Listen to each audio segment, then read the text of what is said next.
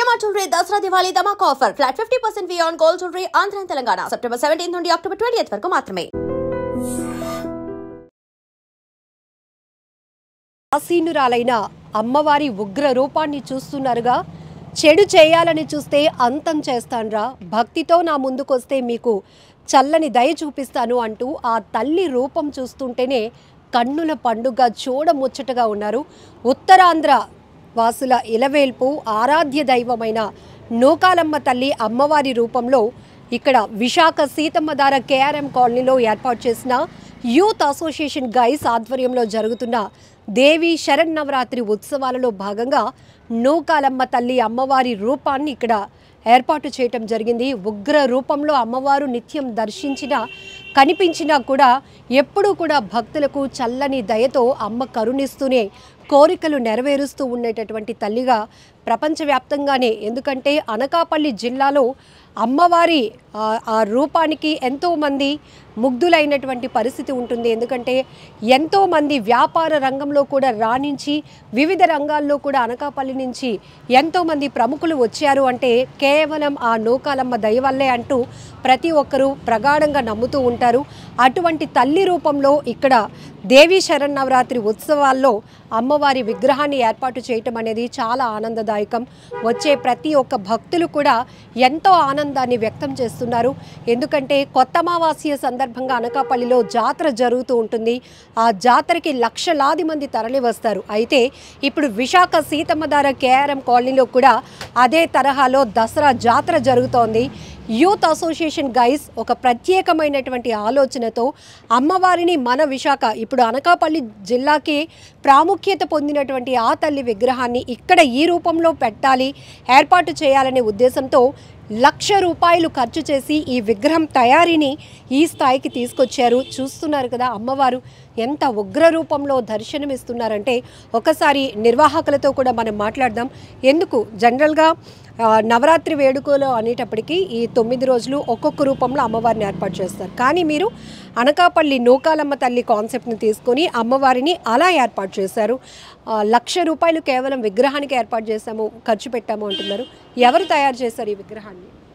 అనకాపల్లిలో మేము స్టార్టింగ్ బొమ్మని ఆర్డర్ ఇచ్చాం ₹1,00,000కి. అయితేనేమో మేము ఆగమనం అనే ప్లాన్ను ఫస్ట్ నుంచి అయితే అనుకోలేదు. కానీ మన వైజాగ్లో అయితే ఇప్పటికొచ్చి దుర్గాదేవి ఆగమనం అయితే ఇప్పటికొచ్చి జరగలేదు. కోల్కతా, ముంబై వైపు అయితే చాలా గ్రాండ్గా జరుగుతాయి, కానీ మన వైజాగ్లో జరగలేదు. సో మేము చూసి వినాయక చవితి అందరూ చేస్తున్నారు. మొన్న రీసెంట్గా అల్లీపురం వాళ్ళు వీళ్ళందరూ చేశారు. సో మేము అందరం ఒక మాట మీద ఉండి కమిటీ మెంబర్స్ అందరం కలిసి దుర్గాదేవి ఆగమనాన్ని చెయ్యాలని ఆలోచించాం. అయితే ఏ బొమ్మ చేద్దాం అది ఇది అనే కాన్సెప్ట్లో ఒక బొమ్మ పెట్టే 2 months ముందే, ఇంకా బొమ్మ బుక్ చేయకముందే మన ఆంధ్ర బొమ్మ అయిన నూకాలమ్మ తల్లి ఫేస్ కట్ని పెట్టి చేద్దామని ప్లాన్ చేసాం. సో అంత గ్రాండ్గా for the first time in వైజాగ్లో పెడితే నూకాలమ్మ తల్లి మన ఆంధ్ర బొమ్మ పెట్టి చాలా గ్రాండ్గా అయితే ప్లాన్ చేసాం. అదే అంతా సక్సెస్ఫుల్గా గ్రాండ్గా జరిగి సోషల్ మీడియాలో చాలామంది వచ్చి ప్రణయ్ గోపాల్ గారు చీఫ్ గెస్ట్గా వచ్చి చాలా సక్సెస్ఫుల్గా జరిగింది. అలాగే ఇదే కాకుండా మేము ముందు అన్నదానం ఇవన్నీ కూడా కొంచెం 5,000 మందికి పెట్టి కొంచెం స్పెషల్గా వేరే డిఫరెంట్ ఐటమ్స్తోని కొంచెం గ్రాండ్గా చేయాలని అనుకుంటున్నాం.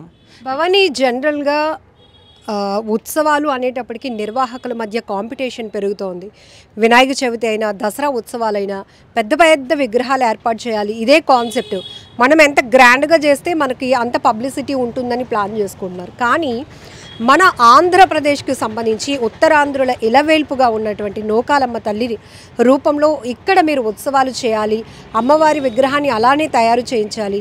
అలానే ఎప్పుడూ లేనట్టు విధంగా అమ్మవారికి ఆగమనం కూడా చాలా గ్రాండ్గా చేశారు. డప్పు వాయిద్యాలు, జనాలు, బాణాసంచా పేలుళ్ళు, వీటన్నిటి మధ్య ఎందుకు ఈ ఉత్సవాల ద్వారా నెక్స్ట్ జనరేషన్కి కానీ మీ యూత్ అందరూ కూడా ఏం చెప్పాలి అనుకుంటున్నారు? ముందుగా మాకు విగ్రహం చేసిన ఆర్టిస్ట్ పేరు అనకాపల్లి నుంచి రమేష్ ఆర్ట్స్ అండి. వాళ్ళ బ్రదర్ గణేష్ గారు చేశారు ఈ విగ్రహాన్ని. వాళ్ళకి చాలా కృతజ్ఞతలు తెలుపుకుంటున్నాం ఎంత అద్భుతంగా చేసినందుకు. ఇంకా ఆగమనం తర్వాత 8 years తర్వాత మేము మళ్ళీ మా ఏరియాలోని దుర్గాదేవిని నిర్వహించాం. అంత గ్రాండ్గా మళ్ళీ దేవిని తీసుకురావాలని చెప్పేసి ఆలోచనపైన ఆగమనం చేసాం. అంటే ఇంత గ్రాండ్గా చేయాలి, వాళ్ళు గొప్పగా చేశారు, మేము ఇంకా గొప్పగా చేయాలని ఆలోచన లేదు. అమ్మవారికి ఎంత తోచినా అది ఎవరు బట్టి వాళ్ళు చేసుకోగలరు. ఇంకా ముందు అనిపించింది వచ్చిన రెస్పాన్స్ ఎట్లా అనిపించింది మీ ఏరియా వాళ్ళు కానీ అందరూ? మేమైతే అంత ఎక్స్పెక్ట్ చేయలేదండి. ఏదో నార్మల్గా చేద్దాం అనుకున్నాం కానీ మేము అంత క్రౌడ్ వచ్చి అంత పాపులారిటీ అవుతుందని చెప్పేసి మేము అయితే ఎక్స్పెక్ట్ చేయలేదు. ముందు విగ్రహానికి అయితే చాలామంది చాలా అద్భుతంగా ఉందని చెప్పేసి నిజంగా చాలా బాగా వచ్చింది కూడా. సో నిర్వాహకుల్లో కూడా ప్రజల నుంచి వస్తున్న భక్తుల నుంచి వస్తున్న రెస్పాన్స్ బట్టి వాళ్ళకి మాటలు కూడా రావటం లేదు, చాలా ఆనందంగా ఉన్నారు. ఎందుకంటే మేము ఏదో చేసేయాలి అని కాన్సెప్ట్ కాకుండా ఖచ్చితంగా మన ఊర్లో దసరా ఉత్సవాలు చేస్తున్నామంటే మన ఊరికి కూడా మంచి పేరు రావాలి.